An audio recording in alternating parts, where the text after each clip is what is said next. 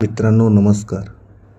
Professor Vilas Kharat यांनी बाबासाहेबांच्या हत्येविषयी लिहिलेल्या प्रबंधामधील डॉक्टर बाबासाहेब आंबेडकरांना काँग्रेसच्या द्वारे मारण्याचा प्रयत्न हा विषय आज या व्हिडिओच्या माध्यमातून आज आपण पाहणार आहोत. पुणे करार हा गांधींनी बळजबरीने थोपला होता. सन 1937च्या निवडणुकीत बाबासाहेबांच्या इंडिपेंडंट लेबर पार्टीने पुणे करारास लाथाडून 16 सदस्य निवडून आणले. हा विजय गांधी आणि काँग्रेसच्या फार जिव्हारी झुंबला. काँग्रेसने आपल्या पाळलेल्या गुंडांना वारेमाप पैसे देऊन बाबासाहेबांवर प्राणघातक हल्ला करून त्यांची हत्या करण्याचे षडयंत्र आखले. लक्षात ठेवा, ही निवडणूक ओबीसी आणि शेड्यूल्ड कास्ट यांच्या सामाजिक ध्रुवीकरणामुळे जिंकली होती.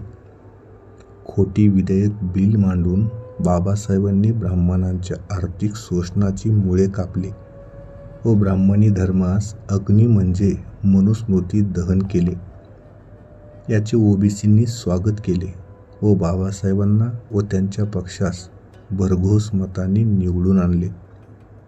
गांधी व काँग्रेसवाल्यांच्या झोपा उडाल्या. जेव्हा भरघोस यश मिळाल्याने विजयाच्या खुशीत दादर येथून मोठी रॅली निघाली. याची सर्व व्यवस्था समता सैनिक दल पाहत होते. विजयी जनसमुदाय स्वाभिमानी घोषणा देत पुढे चालला होता. फुटी चवन्नी गांधी की जय बोलो बाबासाहेब आंबेडकर की महापुरुषांच्या जयघोषाने रॅली पुढे चालली होती. बाबासाहेब मोटार कारमध्ये त्या जनसमुदायापुढे जात होते. हा जनसमुदाय परेल मार्केटपर्यंत पोहोचतो नाही तोच काँग्रेसच्या काही गुंडांनी जनसामान्यांच्यावर प्राणघातक हल्ले सुरू केले, जेणेकरून लोक भयग्रस्त होऊन पळून जावेत.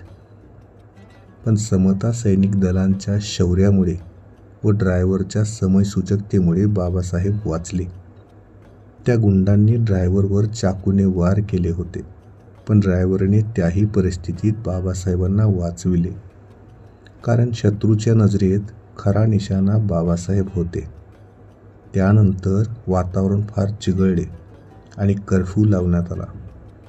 हा हत्या करण्याचा कट निश्चित काँग्रेस लोकांकडून होता. शत्रू यावरच थांबले नाहीत, तर राजगृहाला आग आणि प्रिंटिंग प्रेसला आग लावण्याचे त्यांनी ठरविले होते. पण समता सैनिक दलाच्या सतर्कतेमुळे ते टळले. पण जर बाबासाहेबांची हत्या त्या षडयंत्रात झाली असती तर 85% मूल निवासी बहुजनांचे काय झाले असते.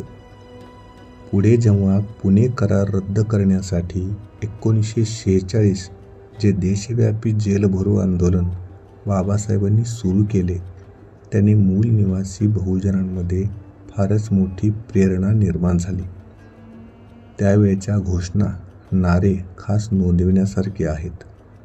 लेफ्ट राइट कदम बढ़ाया, आंबेडकर की फौज आई तो गांधी घबराया, बाबा साहब जिंदाबाद, हमारा नारा जय भीम, थोड़े दिनों में भीमराज, जो हमसे टकराएगा उसे ऐसे ही जलाया जाएगा, जो छीने हमारे अधिकार उसकी होली फिर तैयार, गांधी हाय हाय, बहुत चल गई गांधी चाल लेकिन अब न चलेगी दाल.